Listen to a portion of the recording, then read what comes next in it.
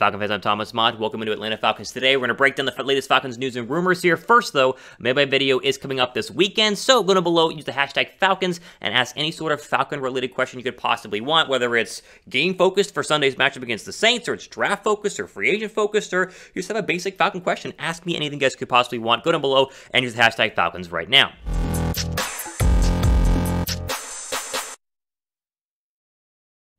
Alright, so it's Wednesday here, and we of course did a whole breakdown of possible trades the Falcons could do at the trade deadline yesterday on Tuesday, and lo and behold, as we kind of hinted at, they didn't make any moves. As we talked about moves I would like them to make, but I always kind of said at the end, money is an issue, that seems to be the problem, and the Falcons of course did not make any sort of big moves. That does not mean they did not at least try or receive calls, because there are reports that Atlanta did receive calls on a couple of players, and as I mentioned, cap space seems to be the main factor there, and so really, they didn't have any sort of blockbuster trade out there, like unless someone wanted to, trade for Matt Ryan or trade for Grady Jarrett, like even though those are very, very hard things to do, there really wasn't like a mega trade you could possibly go ahead and have the Falcons foresee doing. There were some smaller trades that we talked about that could have been a possibility, but they went ahead and stayed away from that and are very seem to be comfortable and confident in the current roster that is one game out of being back to 500 and in the wild card hunt in the NFC.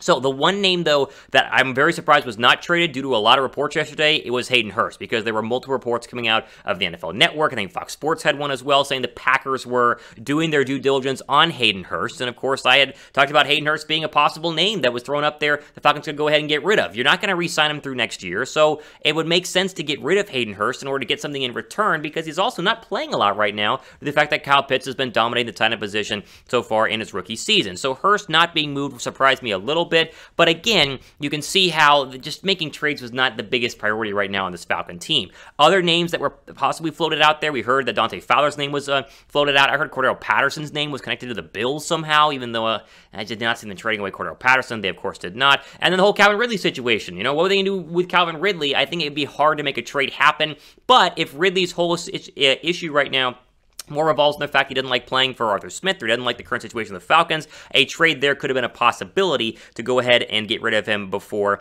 potentially having to pay him this offseason. So, alas, those were the names that were thrown out there. The Hurst was the one big piece of news that we thought was going to come true. I was ready to go for a video on that one. I was waiting for Hurst to be traded. The reports were out there, and then, of course, it didn't happen. So, you at least know that they were fielding phone calls, as most teams did yesterday, but no moves were made. Are you guys bummed the Falcons did not make a trade yesterday? Like, did you expect them to? If you were bummed, type Y down below for yes, type N down below for no. There'll be a pinned comment and an ad break, so like all the ad runs, just go down below and answer this pinned comment. Were you bummed the Falcons did not make a trade? Y for yes or N for no? I was a little bummed. Now, I wasn't necessarily bummed that they, didn't get rid of any players. Like, I'm fine with keeping Dante Fowler, and as I mentioned, Hurst makes sense to trade, but it's not that big of a deal. But I think the one thing I was upset about is that there were a couple of trades I wanted from a receiving standpoint. Like, I really wanted to go out and get potentially a wide receiver and go out and get a running back, and I didn't need Odell Beckham Jr. I didn't need some, massive blockbuster trade, but we had talked about N'Keal Harry and James Washington as two, 6th-round draft picks that you could have sent over there to go ahead and bring in a potential wide receiver help at wide receiver who wouldn't cost that much. We also talked about running backs, Marlon Mack, and of course, the one that I really wanted was Miles Sanders, who Philadelphia has not really played him much this year, still on his rookie deal. I think he's really good. Those were two moves that I said really would make sense because, again, you'd give up a 5th or a 6th-round draft pick, you'd assume a contract that costs $1 million to $2 million a year, and with the current state of their cap space, that would have worked. Plus, that player could have still been on the roster next year. Like, it wouldn't be a one-and-done, make a trade for this year, we're going all in sort of trade. It would have been a, hey, we want to improve the roster right now, but also improve the roster going forward. And so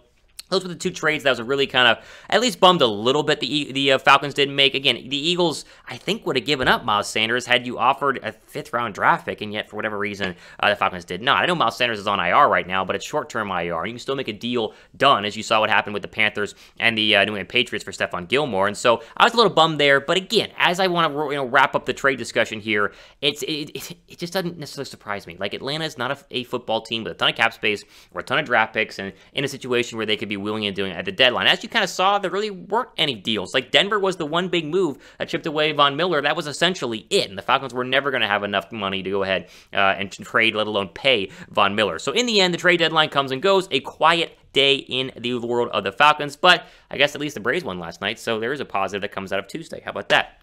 Okay, before we get into some free agent names that are being thrown out there, the Falcons could go ahead and potentially sign. You guys want to jump in on my bets of the week? Do it with our friends at BetUS, chatsports.com/BetFalcons. Promo code is Falcons125. Get that 125% deposit bonus whenever you first sign up. Meaning, if you put $100 down, it turns into $225 for you to, bet on the Falcons this weekend as they take on a Jameis Winston-less New Orleans Saints as he's out officially with an ACL injury. Here, though, are my picks of the week right now. We're trying to get back into green. We had a little rough week last week, 1 for 4. We're going to do a lot better than that. Cincinnati -2.5 versus the Browns is stealing. The Browns are a team in disarray. The OBJ drama, he remained on the roster, didn't get traded. I like the Bengals to bounce back after a really bad Jets loss and get a nice win on the road against the Browns. I do think Philadelphia has a chance against the Chargers. They looked much better, much improved against the Lions last week. They ran the football a ton. I think Philadelphia +2 is a great bet there, as the Chargers looked a little bit rough in that loss on Sunday to the New England Patriots at home.